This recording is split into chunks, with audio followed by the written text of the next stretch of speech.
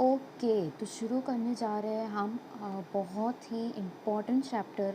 ये चैप्टर जो है भाई, ये चैप्टर आप लोग के नीट के पॉइंट ऑफ व्यू से, आप लोग की study as a biology student, ठीक है, एज अ मेडिको, आप लोग के लिए बहुत इम्पोर्टेंट चैप्टर होता है। ये चैप्टर जब आप समझ जाओगे ना, तब आप लोग को ये चीज़ रियलाइज़ होगी that now you know so many more living organisms other than animals and plants. ठीक है, प्लांट्स और एनिमल्स के अलावा आप कितने तरीके के लिविंग ऑर्गेनिजम्स के साथ में एक तरीके का एक्सपीरियंस आप लोग को हो जाता है।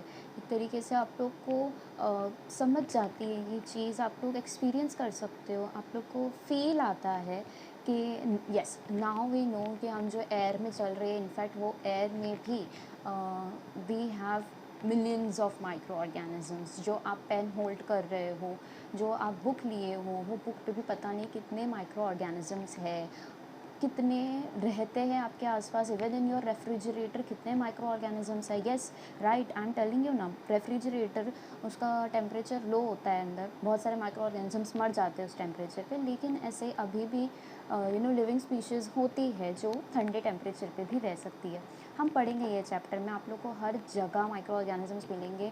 इवन इन द फ्लेम आप लोग को माइक्रो ऑर्गेनिजम्स मिल सकते हैं, क्योंकि ऐसे भी flame I am telling you, ये जो आप लोग आग निकलती है ना, वो जो फ्लेम होता है उसके अंदर भी माइक्रो ऑर्गेनिजम्स हो सकते हैं। क्यों हो सकते हैं? बिकॉज हर एक माइक्रो ऑर्गेनिज्म की अलग स्ट्रक्चर है, उनके पास में एक प्रोटेक्टिव लेयर होती है जो उनको बर्न नहीं होने देती है।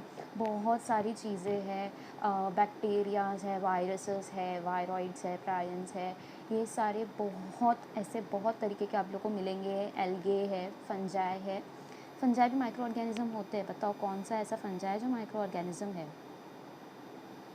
कौन सा ऐसा फंजाई है जो माइक्रो ऑर्गेनिज्म है? अगर आप लोग के दिमाग में ये आंसर आया है then you are right. Oh my god, this is not working at all. जब भी टेस्ट करने के लिए मैं करती हूँ तभी हो जाता है, और जैसे वीडियो शुरू होता है this starts doing it same thing. देखो ये होता है यीस्ट। इसका आंसर क्या है? यीस्ट। तो अगर आप लोग के दिमाग में ये आंसर आया है देन वेल एंड गुड, आप लोग को थोड़ा बहुत तो नॉलेज है फंजाई के बारे में। वैसे ये बेसिक नॉलेज नहीं था, ये थोड़ा पढ़ लेते हो आप फंजाई के बारे में, उसके बाद में बहुत बार आप पढ़ते हो तब जाके ये चीज़ याद होती है कि यीस्ट एक यूनिसेल्यूलर ऑर्गेनिज्म है, फंजाई है, बहुत सारी बातें हैं। ठीक है, तो हम शुरू करते हैं ये चैप्टर को। बहुत ही अच्छे से इसका बिगनिंग करेंगे, हर एक लाइन को पढ़ेंगे, हर एक लाइन को समझेंगे, क्योंकि हर एक लाइन क्या कैरी करती है, इक्वल इम्पॉर्टेंस कैरी करती है। वैसे तो इंट्रो वाला पार्ट इतना इम्पॉर्टेंट नहीं होता है, अभी जस्ट मैंने कहा हर लाइन इम्पॉर्टेंट होती है, लेकिन फिर भी एज सेंस अगर आप लगाओ तो कुछ ऐसे पार्ट्स होते हैं जो इतने इंपॉर्टेंट नहीं होते, जहाँ से क्वेश्चन आने के चांसेस नहीं होते। तो वो पढ़ते पढ़ते मैं आप लोग को बताऊँगी। जैसे जैसे हम स्टडी करेंगे, आगे मूव करेंगे, हर एक चीज़ का आपको डिटेल्स मिलता जाएगा, कौन सी लाइन इंपॉर्टेंट है, कौन सी लाइन इंपॉर्टेंट नहीं है, कौन से पार्ट पे आपको फोकस करना है, कौन से पेज से क्वेश्चन आने के चांसेस है, ये भी मैं आप लोग को बताऊंगी। कौन से पार्ट से, कौन से सब टॉपिक से क्वेश्चन आने के चांसेस है, वो सब बात करेंगे। तो ये मैं आज चैप्टर शुरू करने जा रही हूँ, बायोलॉजिकल क्लासिफिकेशन। इसके अंदर हम लोग एक बार सब टॉपिक्स देख लेते हैं। आप लोग के पास में सब टॉपिक्स में है दिस मोनेरा, मोनेरा के बाद में है प्रोटिस्टा। ठीक है, प्रोटिस्टा के बाद में you have fungi. Monera is for bacteria. मैं ऐसा ओवरऑल व्यू बता देती हूँ। मोनेरा में बेसिकली बैक्टीरियाज आते हैं। ठीक है, मोनेरा में बैक्टीरियाज मिलेंगे, आप लोग को पढ़ाई करेंगे हम मोनेरा में बैक्टीरियाज के बारे में। प्रोटिस्टा आता है, प्रोटिस्टा में again you have kind of कुछ ऐसे कह सकते हैं डिजीज़ कॉजिंग माइक्रो ऑर्गेनिजम्स है, वो भी माइक्रो ऑर्गेनिजम्स है। ठीक है, वो आप लोग को नेकेड आई से नहीं दिख सकते। उसके बाद में फंजाई आते हैं, फंजाई माइक्रो ऑर्गेनिज्म से लेके थोड़े नेकेड आई से दिखने वाले भी होते हैं। फिर उसके बाद में किंगडम प्लांटे आ जाता है, किंगडम एनिमेलिया आ जाता है। प्लांटे और एनिमेलिया पे हमारा 2 चैप्टर है। ठीक है, एक प्लांटे पर है, एक एनिमेलिया पर है, जो आप लोग को पता है। इसके बाद वाला चैप्टर हमारा प्लांट किंगडम है, उसके अंदर प्लांट पर डिटेल स्टडी होने वाली है। हम हर तरह के प्लांट पढ़ेंगे उसके अंदर, उसमें ही बताऊंगे मैं आप लोग को, बेटर रहेगा। और किंगडम एनिमेलिया में again you will be learning about each and every kind of animal in it. ठीक है, कौन से एनिमल्स किस बेसिस पे उनको कैटेगराइज किया जाता है, ठीक है, क्या क्राइटेरिया होता है, वो सब कुछ पढ़ेंगे। इसके अंदर जो बहुत इंपॉर्टेंट पॉइंट है जिसके ऊपर आप लोग को ध्यान देने की ज़रूरत है, दैट इज़ दिस पॉइंट। ठीक है, ये पॉइंट बहुत इंपॉर्टेंट है यार, ये सब टॉपिक पूरा का पूरा बहुत ही ज़्यादा इम्पॉर्टेंट है, ठीक है। तो आप लोग जितना ये चारों टॉपिक पे फोकस करोगे ना, टॉपिक पे ये फोकस करोगे, वो सारा फोकस मिला के ये वाले पार्ट पे तो ज़रूर करना, ठीक है। That is what I am expecting you to do. इतनी बात समझ आ गई। ये हो गया हमारा कि सब टॉपिक्स कौन से। अब हम एक्चुअल में चैप्टर शुरू करने जा रहे हैं। चैप्टर को मेरे साथ में पढ़ो, ऐसा ना हो कि मैं चैप्टर रीड कर रहे हो, आप लोग सिर्फ सुन रहे हो। No, you all have to imagine these words in your mind. हर एक सेंटेंस को आप जैसे से पढ़ रहे हो उसको समझने की कोशिश करो। मेरे साथ में आप लोग रीड करोगे, मैं ज़्यादा स्पीड में रीड नहीं करूँगी, कोशिश करूँगी मैं ज़्यादा स्पीड में रीड ना करूँ। हर एक पॉइंट को आप लोग दिमाग में इमेजिन करोगे। जैसे जैसी लाइन आएगी, आप लोग को कुछ लाइन समझ में आ सकती है, कुछ नहीं आ सकती है, दैट्स नॉर्मल, ठीक है। आप लोग NCERT आप लोगों ने नहीं बनाई है, ठीक है, और ना आप लोग को इतना नॉलेज है, ठीक है। तो कुछ लाइन या फिर बहुत सारी लाइन आप लोग को नहीं समझ में आ सकती है, कुछ लाइन या फिर बहुत सारी लाइन आप लोग को समझ में आ भी सकती है।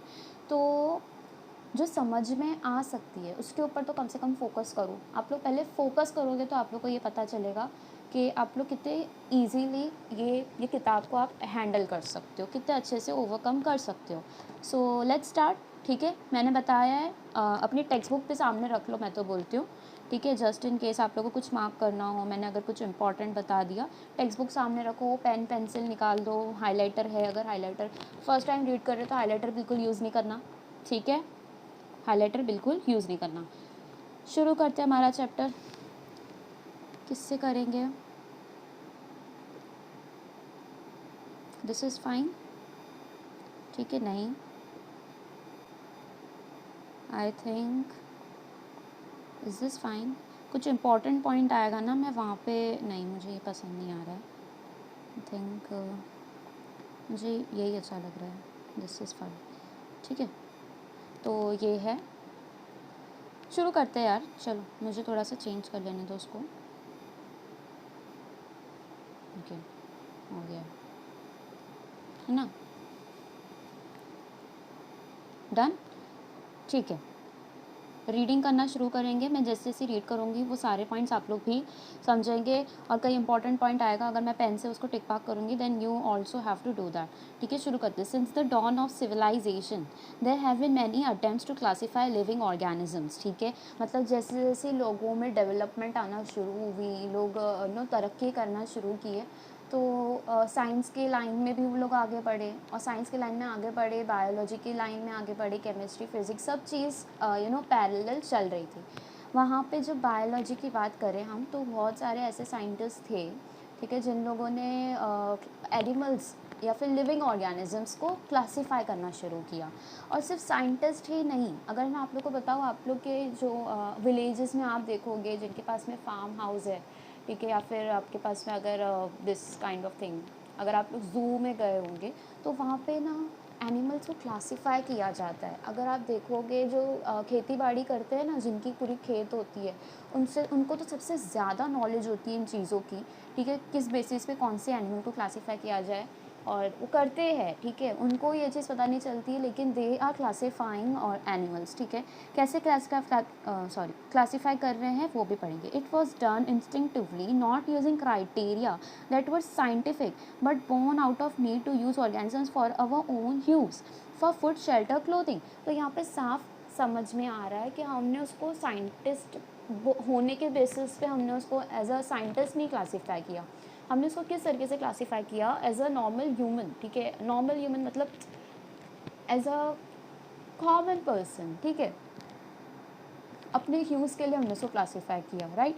हम लोग उसको फूड के लिए, शेल्टर के लिए, क्लोथिंग के लिए क्लासीफाई करते थे।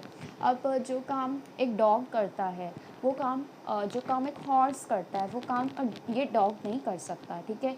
जो काम आप बुलक से कराते हो, बुल्स वगैरह से कराते हो, और काउज वगैरह से जो भी तरीके के आप काम लेते हो, वो काम you can not expect sheep to do, ठीक है। जो उसमें होता है ना, हाँ, प्लफिंग का काम होता है, वो सारे काम किसके थ्रू कराते हैं हम। अभी तो ट्रैक्टर्स आ गई है, पहले हम क्या यूज़ करते थे, बुलक कार्ट्स यूज़ किया करते थे।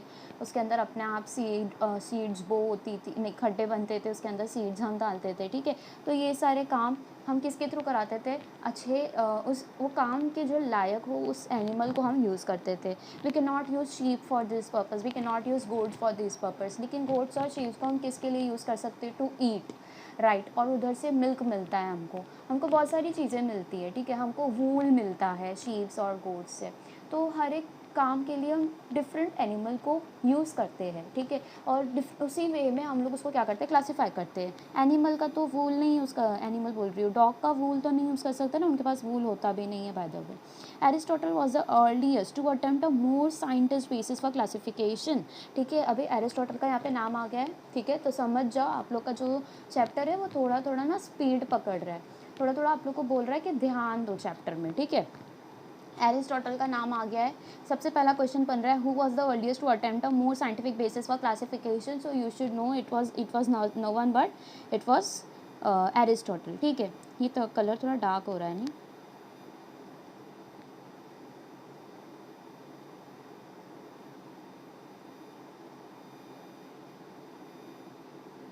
हाँ ये कलर थोड़ा सही है,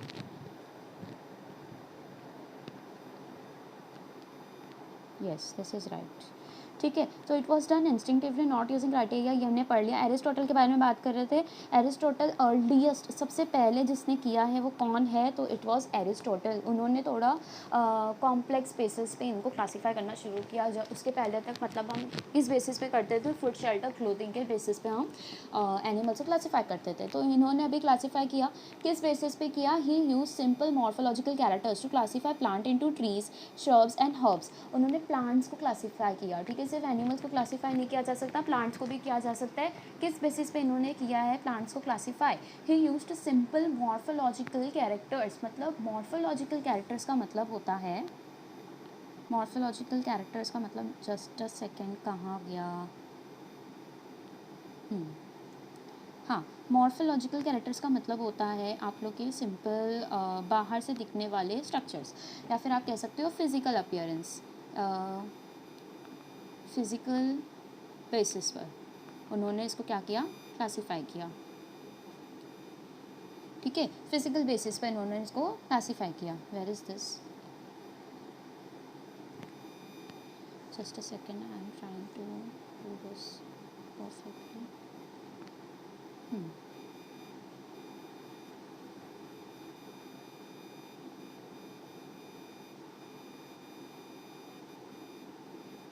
ठीक है, कौन से बेसिस पे इन्होंने क्लासीफाई किया है इसको, फिजिकल बेसिस पे क्लासीफाई करने की कोशिश की, ठीक है। मतलब अपीयरेंस उनका कैसा था, ठीक है, उस बेसिस पे उन्होंने कुछ को ट्रीज कह दिया, कुछ को श्रब्स कह दिया, और कुछ को क्या कह दिया, हर्ब्स कह दिया, ठीक है। Also divided, where is this thing, he also divided animals in two groups, those which had red blood and those that did not। तो अभी हमारे पास में एनिमल्स का भी क्लासिफिकेशन पहला वाला, ठीक है, पहला वाला क्राइटेरिया आ गया हमारे पास। किसने दिया है ये दोनों क्लासिफिकेशन, ये दोनों classification is given by, it is given by home, it is given by Aristotle, ठीक है। तो ये दोनों क्लासिफिकेशन किसने दिया है, एरिस्टोटल ने दिया है।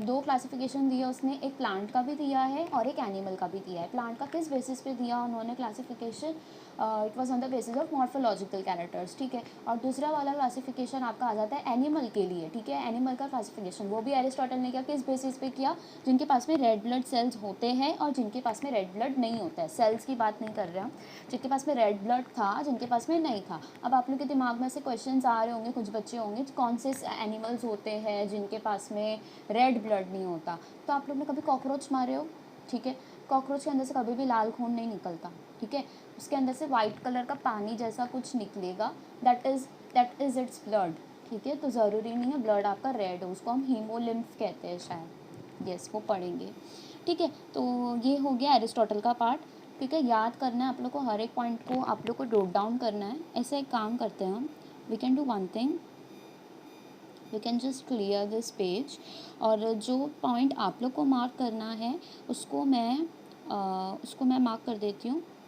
कौन से कलर से मार्क करूँगी मैं, उसको मैं मार्क करूँगी पर्पल कलर से। तो पर्पल कलर से मैं जिसको भी मार्क करूँगी, मतलब वो पॉइंट को आपको क्या करना है, आप लोग की बुक में इसको पेंसिल से मार्क कर देना है, ठीक है। हर जो भी पॉइंट मैं मार्क करूँगी, ठीक है, ये पॉइंट्स आप लोग को क्या करने हैं, अपने नोटबुक में उतार लेने हैं।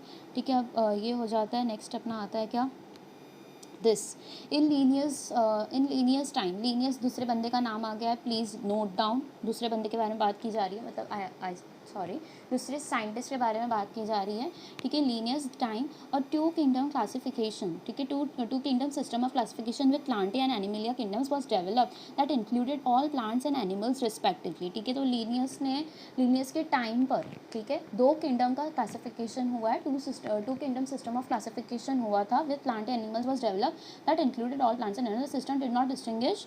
ठीक है, लीनियस के टाइम पे कौन सा क्लासिफिकेशन आया है, टू किंगडम क्लासिफिकेशन किसके टाइम पर आया है, तो ये दोनों क्वेश्चन बनते हैं। दोनों चीज़ आप लोग को याद रखनी है। लीनियस के टाइम पे कौन सा क्लासिफिकेशन आया, टू किंगडम किसके टाइम पे आया, लीनियस के टाइम पे। वो कैसा क्लासिफिकेशन था, प्लांट एंड एनिमल का was develop that included all plants and animals respectively. तो ये वाला जो क्लासिफिकेशन था उसका तो ना तो कोई सर है ना पैर है, क्योंकि अभी हम इतने एडवांस्ड पढ़ाई पर आ गए, हमको पता है सिर्फ प्लांट और एनिमल्स ही लिविंग ऑर्गेनिज्म नहीं है, बहुत तरीके की और भी चीज़ें हैं। ठीक है, तो लेकिन वो टाइम पे इतनी नॉलेज नहीं थी, तो इन लोगों ने किसके बेसिस पे क्लासीफाई कर दिया पूरे लिविंग वर्ल्ड को, टू किंगडम क्लासिफिकेशन। एक प्लांट बना दिया और एक एनिमल बना दिया। ठीक है, प्लांट्स होते हैं एक और एक एनिमल्स, इन लोगों को सिर्फ इतना ही पता था। This system did not distinguish between the eukaryotes and prokaryotes, unicellular multicellular organisms.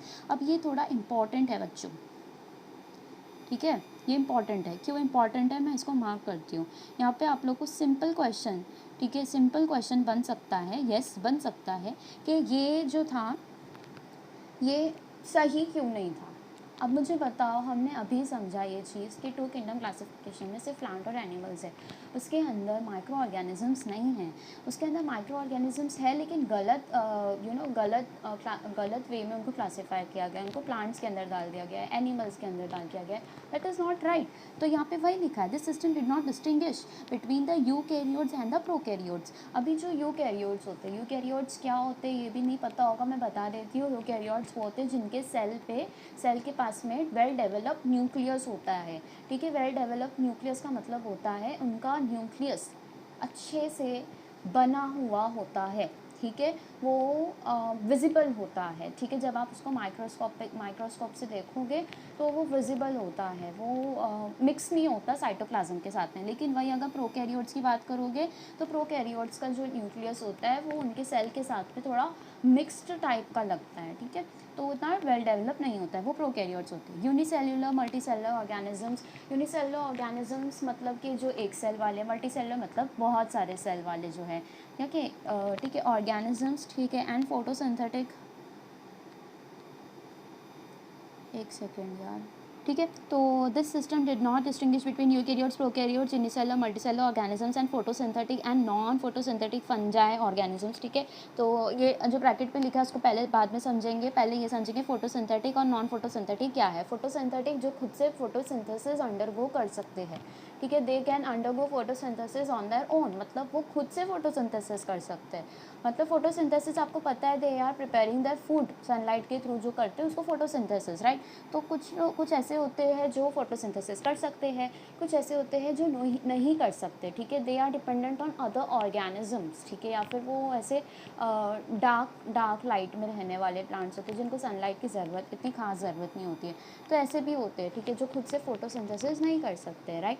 तो ये सारे जो प्लांट्स थे, ये सारे जो लिविंग ऑर्गेनिजम्स थे, वो भी एक ही किंगडम में आ गए, वो था प्लांटे। जबकि उनको इतना बड़ा उनके अंदर डिफरेंस है कि जो प्लांट्स बेसिकली होते हैं, प्लांट्स के अंदर भी जो एंजियोस्पर्म्स होते हैं जो खुद से अपना खाना बना सकते हैं।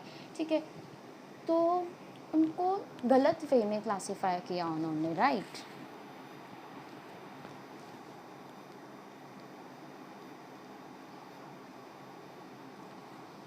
ठीक है, तो ये पॉइंट हो जाता है कि फोटोसिंथेसिस जो कर सकते हैं उनको, और नॉन फोटोसिंथेटिक जो होते हैं उनको इन्होंने क्या कर दिया, मर्ज कर दिया। ठीक है, तो अब फोटोसिंथेसिस कौन से होते हैं, ग्रीन अलगे। अब कुछ ऐसे अलगे होते हैं जो बेसिकली जो ग्रीन है ना, वो मोस्ट ऑफ द टाइम जितने भी ग्रीन होते हैं, ग्रीन होने का मतलब है उनके पास में ग्रीन कलर का एक पिगमेंट होता है जिसकी वजह से उनका अपीयरेंस कैसा हो जाता है, ग्रीन। उनके पास में ग्रीन लीव्स हो गए, everything, they have green leaves. ठीक है, वो किसकी वजह से होता है, वो पिगमेंट होता है क्लोरोफिल पिगमेंट। जिसकी वजह से वो फोटोसिंथेसिस कर पाते हैं। तो अभी कुछ ऐसे होते हैं ग्रीन एल्गी होते हैं जो ये जिनके पास में ये होता है, और कुछ ऐसे फंजाई है, बहुत सारे बेसिकली फंजाई का पूरा किंगडम ही आप देखोगे तो वो नॉन फोटोसिंथेटिक होते हैं। तो इस तरीके से उन्होंने इन दोनों को भी क्या कर दिया था, मर्ज कर दिया था, राइट। उन्होंने इनको भी मर्ज कर दिया। Classification of organisms into plants and animals was easily done and was easy to understand, but a large number of organisms did not fall into either category. अब ये पॉइंट मुझे बताओ कि ऐसे कौन से ऑर्गेनिजम्स हैं जो ये दोनों कैटेगरी में नहीं गिरते, कौन से ऐसे ऑर्गेनिजम्स हैं जो ये दोनों कैटेगरी में नहीं गिरते, राइट, वायरसेस। वायरसेस बहुत ही अच्छा एक एग्जाम्पल है, ठीक है, जो ये दोनों में नहीं आते, ठीक है, ना तो वो एनिमल में आते हैं ना तो प्लांट में आते हैं। इनफैक्ट आगे जो हम आर.एच. विटेकर का देखेंगे क्लासिफिकेशन, उनमें भी वायरस और वायरॉइड्स को कोई जगह नहीं दी गई है, ठीक है। तो उनकी क्लासिफिकेशन में भी देवर लाइक तुम कहाँ के हो, कैसे हो, हमें नहीं पता, you are not allowed in our classification, ऐसा उनके साथ में किया गया है, राइट। तो ये एक चीज़ हो जाती है। Classification of organisms into plants and was easily done and was easy to understand, but a large number of organism did not fall into any, hence two kingdom classification used for long time was found inadequate. तो जो to kingdom classification था ये क्या हो गया, fail कर गया, ठीक है। For a long time was found इनएडिक्वेट, मतलब इतना सेटिस्फाई नहीं कर रहा था वो क्राइटेरिया को। Besides gross morphology, a need was also felt for including other characteristics like cell structure. तो जैसे जैसे आगे जाके सेल का डिस्कवरी हुई, सेल की डिस्कवरी हुई, उनके अंदर की बातें हमको पता लगने लगी, तो हमने सोचा कि यार इतनी सारी बाहर की चीज़ों को हम ले रहे हैं, ठीक है, जिससे सिर्फ बाहर से दिखाई दे रही है, कुछ चीज़ें अब इधर भी इम्पॉर्टेंट हो जाती है, राइट। जो इनके अंदर का कौन सा स्ट्रक्चर है, ये अंदर से कैसे है, ठीक है, वो भी हमको पता रहना ज़रूरी है। तो क्यों ना हम इनके बेसिस पे इनको क्लासीफाई करें कि इनका सेल स्ट्रक्चर क्या है, इनका डीएनए कैसा होता है, इनके पास में कौन से तरीके के सेल ऑर्गेनल्स होते हैं, कौन से सेल ऑर्गेनल्स नहीं होते। जैसे मैंने बताया अभी, इनके कुछ ऐसे थे जिनके पास में पिगमेंट था, कि इनके बहुत ऐसे थे जिनके पास में पिगमेंट नहीं था। पिगमेंट कौन सा, क्लोरोफिल वाला, जिसकी वजह से उन लोग फोटोसिंथेसिस कर पाते। तो classification it was easily done, ये मैं बार बार पढ़ रही हूँ। Besides gross morphology, a need was also felt for including other categories like cell structure, nature of wall, cell पे वॉल बनी होती है, वो बेसिकली प्लांट किंगडम में आप लोग को मिलेगी, और मोनेरा में भी सेल वॉल मिलेगी, बैक्टीरियाज के पास में भी सेल वॉल होती है। तो उस बेसिस पे भी हमने क्लासीफाई करना शुरू किया। मोड ऑफ न्यूट्रिशन बहुत ज़्यादा इंपॉर्टेंट। अब कुछ ऐसे एनिमल्स होते हैं जो एनिमल्स की बात कर रही हूँ, राइट। तो कुछ ऐसे एनिमल्स होते हैं जो एक जगह सिसाइल होते हैं। सिसाइल का मतलब वो एक ही जगह रुके हुए रहते हैं, ठीक है, वो ज़्यादा मूवमेंट नहीं करते। मतलब कुछ ऐसा आपने देखे हो लीच की तरह, लीच पता है, वो एक जगह से चिपक जाता है, चिपक के फिर उधर ही रहता है, उधर ही वो खून चूसता है, उधर ही बैठा रहता है जब तक आप उसको हटाओगे नहीं। तो ऐसे बहुत सारे एनिमल्स हैं जो पूरी लाइफ टाइम एक ही कोई भी एक पार्ट लेते हैं समुंदर के अंदर। आप लोग को ऐसे एनिमल्स मिलेंगे, वो उधर ही रह जाते हैं, ठीक है, और उधर से बाहर जल्दी निकलते नहीं हैं, उधर ही उनका खाना पीना होता है। कुछ ऐसे होते हैं, उनका मोड ऑफ न्यूट्रिशन ऐसा है। और ये तो आपका हो गया on the basis of the locomotion, on the basis of their eating habits, ठीक है। अब कुछ ऐसे कार्निवरस होते हैं, कुछ हर्बीवरस एनिमल्स होते हैं, कुछ ओमनीवरस होते हैं। कॉकरोच पे पूरा चैप्टर बना है, आप लोग को पता होना चाहिए कॉकरोच कैसा होता है। कार्निवरस होता है नहीं, हर्बीवरस होता है नहीं, वो ओमनीवरस होता है। ओमनीवरस क्या भाई, वो प्लांट, एनिमल, ठीक है, पेपर, वुड, वायर, हर चीज़ को खा जाए, ठीक है। एंड कॉकरोच ऐसा एक स्पीशी है, ठीक है। तो ये आप लोगों को पता रहना चाहिए, ठीक है। तो मोड ऑफ न्यूट्रिशन भी हमने एक क्राइटेरिया ले लिया इनको क्लासीफाई करने का। फिर हैबिटाट बहुत ही इंपॉर्टेंट था, ठीक है। अब जो फंजाई आप लोग को प्लांट्स के ऊपर मिलेंगे, हमने जैसे पढ़ा है आगे, फंजाई कुछ जैसे सिम्बायोटिक फंजाई भी होते हैं, तो वो होते हैं, ठीक है। तो उनका हैबिटाट डिफरेंट है, और जो सॉइल के अंदर रह रहे हैं उनका हैबिटाट डिफरेंट है, right. Methods of reproduction, sexual asexual reproduction आप लोग ने पढ़ा है, ठीक है। और आप लोग आगे जाके पढ़ोगे। हाँ, तो मेथड ऑफ रिप्रोडक्शन में दो तरीके का और एक बन सकते हैं कि फर्टिलाइजेशन इनसाइड हो रहा है या आउटसाइड हो रहा है, वो भी एक तरीके का क्राइटेरिया बन सकता है इनको क्लासीफाई करने का। इवोल्यूशनरी रिलेशनशिप्स, ठीक है। तो एक बहुत ही इंपॉर्टेंट पॉइंट यहाँ पर आ गया, इसको I have to mark this. And I am using a red colour for this because ये थोड़ा इंपॉर्टेंट पॉइंट है, इसको आप लोग को मार्क कर लेना है। इंपॉर्टेंट है ये इवोल्यूशनरी रिलेशनशिप्स। आप लोग को सीधा सीधा पूछ सकता है कि कौन सा मॉडर्न वे था क्लासिफिकेशन का, तो इवोल्यूशनरी रिलेशनशिप्स आगे पढ़ेंगे हम वो भी, ठीक है। तो ये सारे पॉइंट्स हैं, ठीक है, इतना था। इसके बाद में classification system for living organisms have hence undergone several changes over the time though plant animal kingdoms have been constant under all different system the understanding of what group organisms be included under these kingdoms have been changing the number nature of other kingdoms have also been understood differently by different scientist over the time. यहाँ से तो आधी चीज़ किसी को समझी नहीं होगी, अभी वापस से इसको समझते हैं। Classification systems for the living organisms have hence undergone several changes. अभी हमने पढ़ा कि पहले एरिस्टोटल ने काम किया, उसके बाद में लीनियस के टाइम पे काम आया, उसके बाद में हमने और वे में क्लासीफाई किया जब हमको पता चला कि सेल नाम की भी एक चीज़ होती है, एनिमल सेल से बने होते हैं, सेल के अंदर भी सेल ऑर्गेनल्स होते हैं। तो हमने और डेप्थ, अब हम और डेप्थ में चलते गए, ठीक है, क्लासीफाई करने के लिए। तो इस तरीके से क्लासिफिकेशन कभी भी एक जगह रुक नहीं जाता, ठीक है। क्लासिफिकेशन नेवर सेटल्स, वो हमेशा टाइम के साथ में चेंज होता जाएगा। क्या पता हमें आगे जाके पता चले कि सेल ऑर्गेनल के अंदर भी और बहुत सारे ऑर्गेनल्स होते हैं। हर एक सेल ऑर्गेनल, माइटोकॉन्ड्रिया के अंदर भी और बहुत सारी चीज़ें होती है। वी डोंट नो, हो सकता है, राइट, हो सकता है, ठीक है। तो ये एक चीज़ है, ठीक है। तो और क्लासिफिकेशन किया जा सकता है, राइट। तो क्लासिफिकेशन कभी भी जगह नहीं रुका हुआ रहेगा, several changes over the time आते गए। दो plant animals have been constant under all different systems, जो हम आंखों से देख रहे हैं एनिमल्स और प्लांट्स, ये तो फिक्स्ड है ही, ठीक है। The understanding of what groups organisms भी included under these kingdoms have been changing. Plant और एनिमल्स तो हमारे शुरुआत से रहे हैं, क्योंकि हम उनको आंखों के सामने देख सकते हैं। We can see gorillas, we can see giraffes, horses, ठीक है, शीप्स, गोट्स, ये सब हम देख सकते हैं। और फिर प्लांट में वी कैन सी मैंगो, ठीक है, मैंगो का पेड़ हो जाता है आपके पास में, एप्पल हो जाते हैं, कैरेट्स हो जाते हैं, कैरेट का झाड़ नहीं होता, ठीक है। तो लेकिन हम देख सकते हैं कि प्लांट्स में हमको वैरायटीज़ मिल रही है, तो इसलिए हम क्लासीफाई कर रहे हैं। अगर हमको जब पता चलता है कि ऐसे इस बेसिस पे हम क्लासीफाई करते हैं, तो ये एनिमल्स और ये प्लांट्स को हमको एक्सक्लूड करना पड़ेगा, दूसरे कोई किंगडम बना के उनको रखना पड़ेगा, कोई दूसरे किंगडम में शिफ्ट करना पड़ेगा, नया किंगडम बनाना पड़ेगा। तो वो भी हमने किया, right. The understanding of this have been changing the number of nature of other kingdoms, ठीक है, नंबर, ठीक है, पहले 2 ही किंगडम्स थे, नंबर ऑफ किंगडम्स बदल गए, 3 kingdom, 4 kingdom, 5 kingdom classification, 5 kingdom classification है, आगे पूरा चैप्टर 5 किंगडम क्लासिफिकेशन पर ही है, ठीक है। Number nature have also been understood differently by different scientist over the time. तो आई थिंक ये वाला पेज तो समझ में आ गया रहेगा। एंड मुझे देखना है ये पूरा पेज, मैंने इतना सा पार्ट मैंने कराने के लिए कितना टाइम लिया, 30 मिनट्स, ओके। तो अभी आ जाता है हमारे पास में ये टेबल। ये टेबल इतना ज़्यादा इम्पॉर्टेंट है ना, I can not tell you. तो टेबल बहुत ज़्यादा इम्पॉर्टेंट है। अगर ये देखोगे तो ये एक तरीके का सिंपलेस्ट वे है या फिर सिंपलेस्ट फॉर्म है, ठीक है, of what you are going to learn further, ठीक है, सिंपलेस्ट फॉर्म है उसका। तो अगर आप लोग को डेप्थ में पढ़ना है, जो कि बहुत ज़रूरी है, तो वो आप लोग को पूरी टेक्स्ट बुक पढ़नी पड़ेगी आगे के चैप्टर की। सिर्फ बेसिक चीज़ें जो आप लोग को, ठीक है, एक ऐसा माइंड मैप बना हुआ टेबुलर फॉर्म में अगर रहेगा तो आप लोग के लिए ईजी हो जाएगा। तो ये वाला टेबल बहुत ज़्यादा इंपॉर्टेंट है। You are not suppose to leave this table. ये टेबल आप लोग की आंखों के अंदर ऐसा फिट हो जाना चाहिए आपके। जब आप सोचो कि बायोलॉजी क्लासिफिकेशन ये फर्स्ट पेज था इंट्रो का, उसके बाद में जो पेज आता है वो किसका होता है, तो सबसे पहले आप लोग के आंखों के सामने ये टेबल आना चाहिए। और सिर्फ टेबल नहीं, उसके अंदर का हर एक वर्ड आपको पता होना चाहिए कि प्रोटिस्टा के अंदर क्या चीज़ें थी, फंजाई के अंदर कौन सी चीज़ें थी, प्लांटी के अंदर कौन सी चीज़ें थी। You should know each and everything, ठीक है। तो आई होप आप लोग ये टेबल बहुत अच्छे से पढ़ोगे, इसको याद करोगे, इसको समझोगे, ठीक है। तो let's start with the very first part of this. इसके अंदर आप लोगों को 2 चीज़ें देखी गई है, एक आपके कैरेक्टर्स जिसको हम लाइन वाइज पढ़ते जाएंगे, उसके बाद में पूरे 5 kingdom.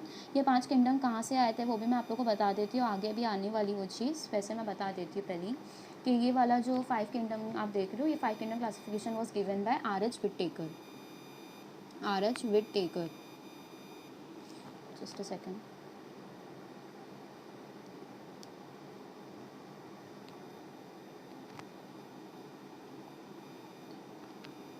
Okay, so it was given by R.H. Whittaker. ठीक है। तो ये आर.एच. विट्टेकर का दिया हुआ मेन 5 किंगडम क्लासिफिकेशन था, जिसको हम आगे पढ़ेंगे। सबसे पहली बात आ जाती है सेल टाइप। सेल टाइप देखेंगे, हम देखेंगे कौन से कैरेक्टर, सेल वॉल देखेंगे, हर एक तरीके के किंगडम में कौन से सेल वॉल मिलते हैं, उनका न्यूक्लियर मेम्ब्रेन क्या होता है।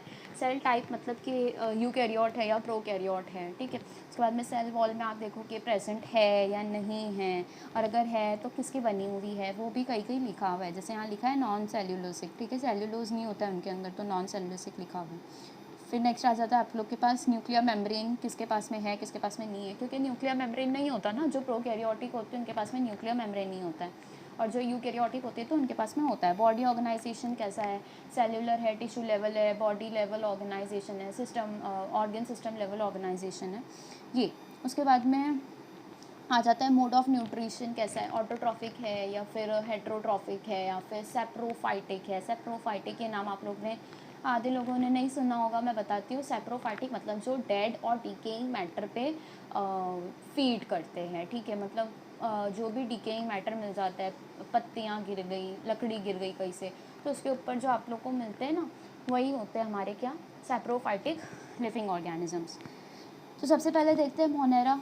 मोनेरा में सेल टाइप कैसा मिलेगा आपको, प्रोकैरियोटिक, ठीक है। तो इनका जो न्यूक्लियर मेम्ब्रेन होगा वो क्या होगा, एब्सेंट होगा, न्यूक्लियर मेम्ब्रेन नहीं होगा उनके पास, ठीक है, देख रहे हो। नेक्स्ट आ जाता है आपके पास में सेल वॉल।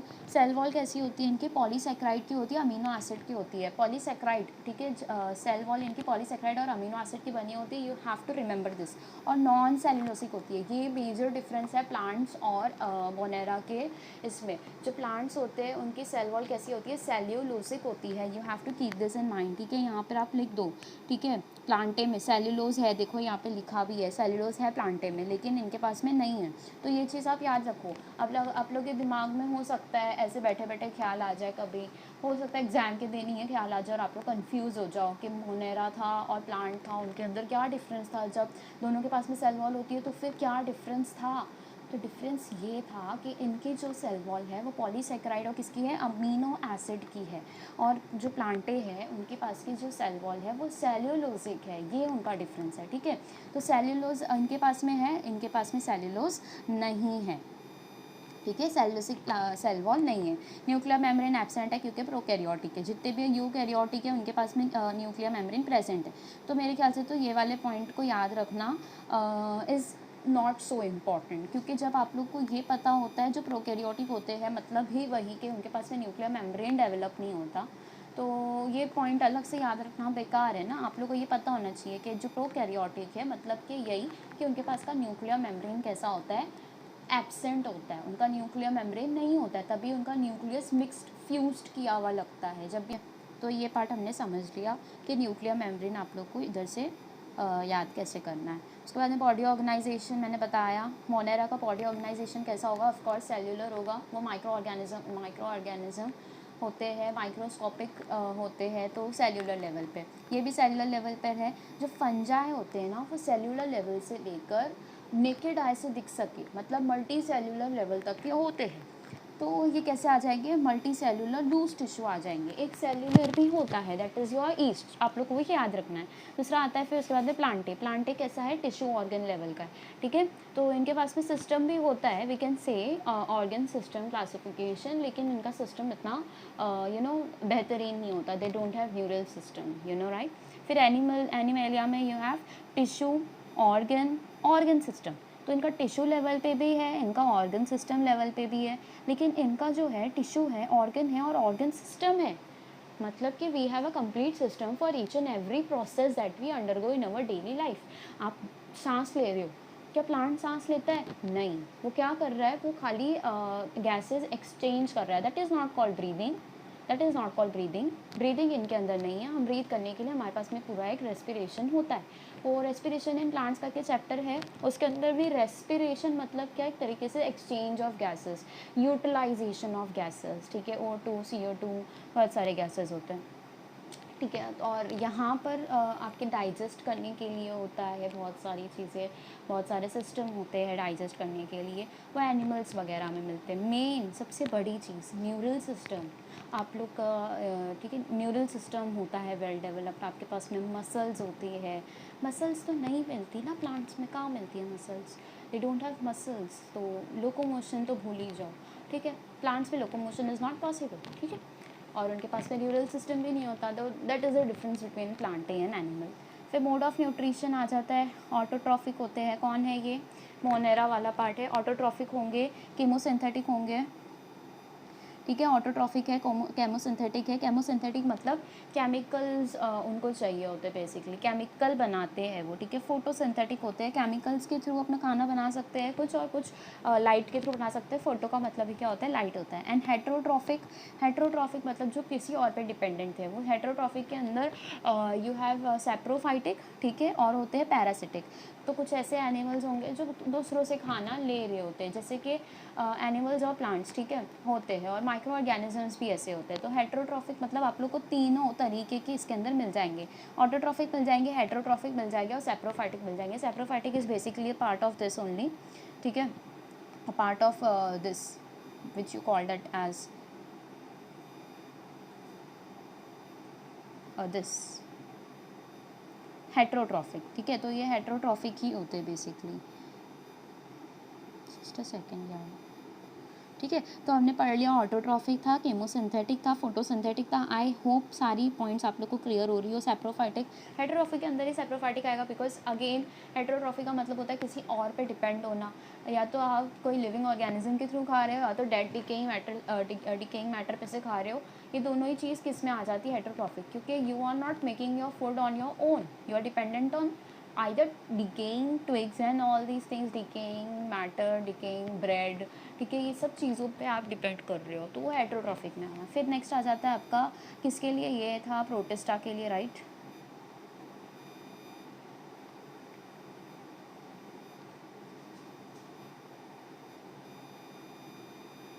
ठीक है, प्रोटिस्टा में आप लोग के पास में ऑटोट्रॉफिक आता है, हेट्रोट्रॉफिक आता है। मोनेरा याद रखो, मोनेरा बैक्टीरिया का किंगडम है, उसके अंदर तीनों तरीके के आपको मिलेंगे, आई थिंक दोनों तरीके के मिलेंगे। और सेप्रोफाइटिक आप एक एक्स्ट्रा में याद करो कि सेप्रोफाइटिक रहता है। तो तीन तरीके के आपके पास में बेसिकली मोड ऑफ न्यूट्रिशन आ जाता है। उसके बाद में आता है, दिस इज़ फॉर प्रोटिस्टा ना, प्रोटिस्टा में ऑटोट्रॉफिक मिलता है, हेट्रोट्रॉफिक मिलता है। आई थिंक सेप्रोफाइटिक भी होते हैं प्रोटिस्टा में, we will see later on. Autotrophic होता है और हेट्रोट्रॉफिक होता है। ऑटोट्रॉफिक में यू हैव फोटोसिंथेटिक, ठीक है, ऑटोट्रॉफिक जो फोटोसिंथेटिक होते हैं वही ऑटोट्रॉफिक होते हैं, राइट। फिर हेट्रोट्रॉफिक आते हैं। फिर हेट्रोट्रॉफिक अगेन किस में मिलता है, फंजाई में। हमने ऊपर पढ़ा था एक जो लीनियस के टाइम पे जो टू किंगडम क्लासिफिकेशन हुआ था, वहाँ पे प्लांट और एनिमल बना दिया गया था। लेकिन इसके अंदर एक मेजर प्रॉब्लम थी कि प्लांट्स के अंदर वो सारे प्लांट्स भी आ गए थे जो कि फोटोसिंथेटिक थे, और वो भी आ गए थे जो नॉन फोटोसिंथेटिक थे। तो नॉन फोटोसिंथेटिक के आगे फंजाई एक लिखा हुआ था ब्रैकेट में, ठीक है। तो ये याद रखो, जितने भी नॉन फोटोसिंथेटिक है वो फंजाई है। और नॉन फोटोसिंथेटिक का मतलब ही क्या होता है कि वो ऑटोट्रॉफिक नहीं है, तो वो फिर क्या है, वो हेट्रोट्रॉफिक है। तो वो आइदर सैप्रोफाइटिक हो गई या फिर पैरासिटिक हो गई, ठीक है। फिर नेक्स्ट आ जाता है आप लोग के पास में ऑटोट्रॉफिक। किसके लिए है ये, प्लांट के लिए। प्लांट्स में जितने भी प्लांट्स आप पढ़ रहे हो वो सारे कैसे होंगे, जो आप प्लांट किंगडम में पढ़ोगे वो सारे अपना खाना खुद बनाओ। ये कौन होते हैं, ये ऑटोट्रॉफिक, फोटोसिंथेटिक होते हैं। क्या कर दिया मैंने पेज का यार, ठीक है। फिर आ जाता है हेट्रोट्रॉफिक। हेट्रोट्रॉफिक होलोजोइक लिखा है यहाँ पे, इसका मतलब क्या होता है, इसका मतलब क्या होता है, बताओ बताओ कोई।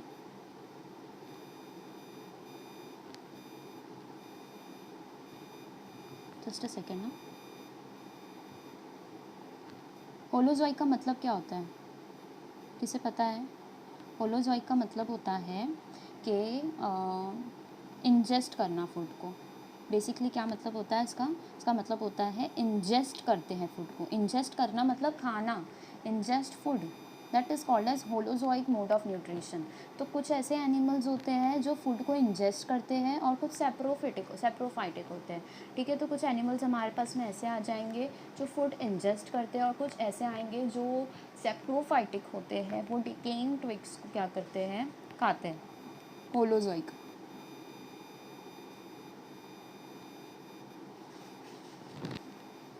तो आई गेस आप लोग को ये समझ में आ गया होगा ये पूरा टेबल।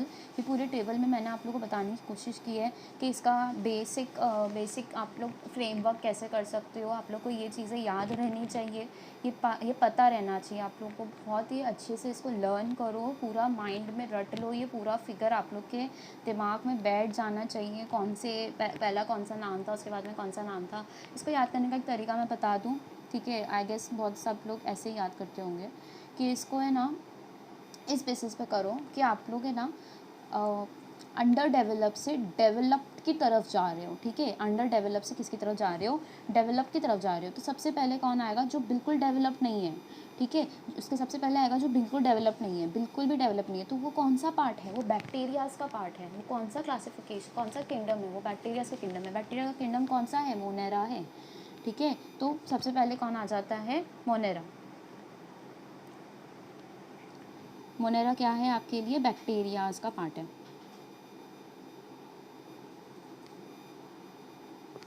ठीक है। तो ये किसका पार्ट हो जाता है, बैक्टीरियाज का पार्ट हो जाता है, ठीक है। उसके बाद में नेक्स्ट आपके पास में आएगा कौन, प्रोटिस्टा आता है। जस्ट अ सेकेंड, हाँ, उसके बाद में आ जाता है प्रोटिस्टा। प्रोटिस्टा में you will be having disease causing organisms, मैंने बताया था एक आता है इसके अंदर डिजीज़ कॉजिंग, प्लाज्मोडियम आता है प्रोटिस्टा में।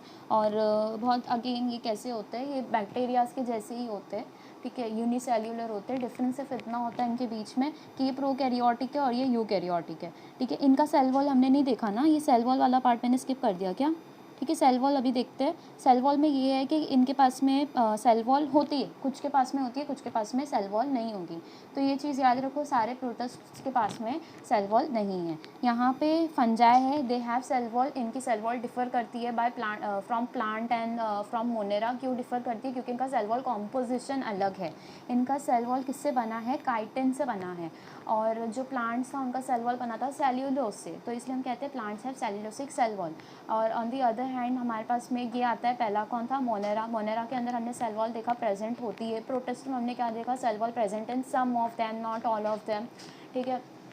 और जो मोनेरा था, मोनेरा के अंदर हमने पढ़ा कि इनके पास में भी सेल वॉल होती है। किससे बनी होती है, बहुत इंपॉर्टेंट है, मैं बार बार इसलिए रिपीट कर रही हूँ ताकि आप लोग को बहुत अच्छे से याद हो जाए यार ये चीज़। क्योंकि मैं बार बार रिपीट करूँगी, आप लोग बार बार सुनोगे, आप लोग को याद होनी ही है, डेफिनेटली याद होनी है। पॉलीसेक्राइड के बने होते हैं और अमीनो एसिड के बने होते हैं, ठीक है। देखो अभी मैं जब कोई भी एक चीज़ पढ़ाऊँ, ठीक है, मैंने फर्स्ट टाइम कोई चीज़ पढ़ा दी, उसके बाद में अगर मैं क्वेश्चन करूँ ना, तो वो चीज़ को ना आप लोग की आंखों के सामने से ना थोड़ा ऐसे स्क्रीन पे हाथ रख दो अपनी, आपकी टेक्स्ट बुक सामने है तो टेक्स्ट बुक पे हाथ रख दो और खुद से रिमाइंड करने की कोशिश करो अपने आप को कि इसका आंसर अभी आ रहा है क्या, अभी तो मैंने पढ़ाया, मतलब अभी मैम ने पढ़ाया, मुझे ये दिमाग में इसका आंसर आ रहा है क्या। Then you can cross check ना, यहाँ पे जितनी गलती हो सकती है you can correct all the mistakes, ठीक है। तो लेकिन कोशिश करो कि मैं एक बार जो भी पढ़ा रही हूँ उसको आप लोग क्या करोगे, नेक्स्ट टाइम मैं जितनी बार भी क्वेश्चन करूँगी you have to answer them in your mind, ठीक है, इन योर माइंड। तो ये पार्ट हो जाता है सेल वॉल का, ठीक है। फंजाई में कौन सा सेल वॉल था, काइटिन का सेल वॉल था। प्लांटे में सेल्यूलोज का था, plants have cellulosic cell wall. Monera have cell wall made up of what, chitin, no sorry, they are made up of polysaccharide and amino acid. Amino acid के बनी होती है इनकी, ठीक है। नॉन सेल्यूलोसिक किसके पास है, मोनेरा के पास है, ठीक है। काइटिन बहुत एक कीवर्ड होता है, ठीक है। काइटिन ना आप लोग के लिए कीवर्ड होना चाहिए। काइटिन आप लोग को सिर्फ इसी में मिलता है, दिस काइटिन सिर्फ आप लोग को फंजाई में मिलेगा। फंजाई मतलब सेल वॉल ऑफ काइटिन, याद रहे, ठीक है, याद रहे। नेक्स्ट आ जाता है प्लांटे। प्लांटे में सेल्यूलोज होता है। एनिमल्स बहुत ही इंपॉर्टेंट चीज़, और आई थिंक इसको तो बेसिक चीज़ कहना चाहिए।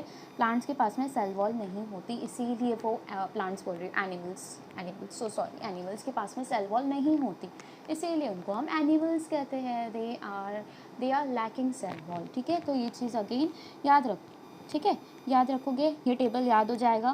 Then we are going to start with next part. Next text part में शुरू करूँगी। मैं बस ब्रेक लेके आती हूँ। ओके तो आगे का पार्ट पढ़ना शुरू करते हैं, ठीक है। लेट्स स्टार्ट फर्दर, ठीक है। आर.एच. विटेकर 1969, कौन से ईयर में इसने ये प्रपोज किया था, वो ईयर दिया हुआ है। Propose 5 kingdom classification. तो बहुत ही बेसिक क्वेश्चन था, इसमें बन सकता है 5 किंगडम क्लासिफिकेशन किससे आया है, आर.एस. व्हिटेकर से। The kingdoms defined by him were Monera, Protista, fungi, Plantae, Animalia. ये पूरा टेबल मैं पढ़ने के बाद मैं आप लोग को ये पढ़ा रही हूँ। यही सब लिखा है। Main criteria for the classification used by him included cell structure, body organisation, mode of nutrition, reproduction and phylogenetic relationship. Phylogenetic relationship में क्या आ जाता है कि वो अपने इवोल्यूशन में कैसे आया, ठीक है, उनका इवोल्यूशन का प्रोसेस क्या था, ठीक है, मतलब वो अपने एंसेस्टर से किस वे में सिमिलैरिटीज़ रखता है और क्या डिफरेंसेस आए, उसको हम कहते हैं फाइलोजेनेटिक रिलेशनशिप। फाइलोजेनेटिक का मतलब होता है उनके एंसेस्टर्स के साथ में पहले जो तरीके के स्पीशीज़ रह चुके हैं, उनके पहले जिनके थ्रू वो आया है, वो सारी स्पीशीज़ के और उनके बीच में जो अभी जिनके हम स्टडी कर रहे हैं, वो किसी ना किसी के थ्रू आया रहेगा, उनके कुछ एंसेस्टर्स होंगे, तो उनके साथ में उनकी क्या सिमिलैरिटीज़ थी, क्या डिफरेंसेस उनके साथ में पाए गए हैं, उसी को हम क्या कहते हैं, phylogenetic relationship. Table 2.1 gives a comparative account of different characteristics of 5 kingdom. ये चीज़ें जो मैंने आप लोग को इसमें बताई, बहुत ही इंपॉर्टेंट पार्ट इसके अंदर कौन सा है मैं बता देती हूँ, ये पार्ट है, ठीक है, क्राइटेरिया फॉर क्लासिफिकेशन। ठीक है, तो क्राइटेरिया फॉर क्लासिफिकेशन आप लोग को बाय हार्ट हो जाना चाहिए। This is very very important. ठीक है, स्टार मार्क कर रही हूँ ये पार्ट को ना, आप लोग जस्ट गो थ्रू इट। ठीक है, मेरा ये वीडियो हो जाएगा, मैं इसका PDF अपलोड करूँगी, ये पार्ट में आप देख लेना, या फिर मैं जब पढ़ा रही हूँ वो टाइम पे आप लोग इसको स्टार मार्क कर दो। ठीक है, ये बहुत ज़रूरी है। इसका जो R.S. व्हिटेकर का था, उसके अंदर बेसिस फॉर द क्लासिफिकेशन क्या था, क्या क्राइटेरिया था क्लासिफिकेशन का। तो कुछ क्राइटेरियाज थे जैसे कि सेल स्ट्रक्चर, बॉडी ऑर्गेनाइजेशन का बेसिक मतलब यही है कि सेलुलर लेवल है, टिश्यू लेवल है, ऑर्गन सिस्टम लेवल कौन सा है। ठीक है, तो वो body organisation. Mode of nutrition, हमने बहुत सारे मोड ऑफ न्यूट्रिशन पढ़ लिए, 3 तरीके के पढ़े। Reproduction and phylogenetic relationship. Table में फाइलोजेनेटिक का इतना ठीक है डिस्कशन नहीं दिया हुआ है, लेकिन मैंने आप लोग को ऐसे थरली बता दिया कि क्या रहता है फाइलोजेनेटिक रिलेशनशिप। टेबल 2.1 ये दिया है, तो ये मैं आप लोग को बता रही हूँ, ये चीज़ बड़ी बहुत इंपॉर्टेंट है। ठीक है, कि किस बेसिस पे इन्होंने क्राइटेरिया क्या था इनके क्लासिफिकेशन का। ठीक है, तो मैं फिर बार बार ये रिपीट कर रही हूँ कि इस चीज़ों पे आप ध्यान दो। ठीक है, नेक्स्ट हमारे पास में आ जाता है फर्दर फिजिकल रिप्रोडक्टिव सिमिलैरिटीज़। हमने देखी mode of nutrition, mode of reproduction, physiology इनकी कैसी है, इनका मॉर्फोलॉजी कैसा है। ठीक है, तो सिर्फ इस बेसिस पे हमने इनको क्लासीफाई करने की जगह we also to under one thing, phylogenetic relationships. ठीक है, इवोल्यूशनरी रिलेशनशिप्स। ठीक है, फिर in this chapter will study characteristics of kingdom Monera, Protista, fungi of the Whittaker system of classification. बहुत ही बड़ी चीज़, ये पूरे चैप्टर में आज जो पढ़ रहे हो, क्लासिफिकेशन किसने दिया था, व्हिटेकर ने, R.H. व्हिटेकर ने। फिगर आपका टेबल दिया है, टेबल 1। ठीक है, फर्स्ट टेबल आपको जो दिया है 2.1। ठीक है, the kingdoms Plantae Animalia commonly refer to as plant kingdom will be dealt separately in chapters 3 and 4। ठीक है, तो इसके बाद में शुरू करने जाएंगे किंगडम मोनेरा। ठीक है, किंगडम मोनेरा शुरू होएगा। आई थिंक इसको आप लोग को मेरे को दूसरा वीडियो बनाना पड़ेगा। ठीक है, से अभी हमने सिर्फ इंट्रो कंप्लीट किया है, हमने देखे किस तरीके के क्लासिफिकेशंस आए और क्या बेसिस पे क्लासीफाई किया। हम थोड़े से we came to know, like ऐसा हमने रफली पता किया कि कौन से किंगडम में क्या फ़ीचर्स होते हैं। ठीक है, अभी जो नेक्स्ट वीडियो मैं अपलोड करूँगी उसके अंदर मैं आप लोग को डीप में समझाऊँगी हर एक किंगडम जो टेक्स्ट बुक में आप लोग के दिया हुआ है। किंगडम मोनेरा दिया है, प्रोटिस्टा दिया है, उसके आगे आप लोग को फंजाई दिया हुआ है। ठीक है, तो ये 3 आपको किंगडम ये वाले चैप्टर में दिए हुए हैं। इसके बाद में प्लांट किंगडम शुरू करेंगे और उसके बाद में इंशाल्लाह will be starting what kingdom animal kingdom. ठीक है, एनिमलिया शुरू कर देंगे। ठीक है, तो ये वाला पार्ट मैं नेक्स्ट वीडियो में डालूँगी। ठीक है, you should watch the next part of this video. ठीक है, in order to get to know deep in all the kingdoms that you going to learn. Thank you.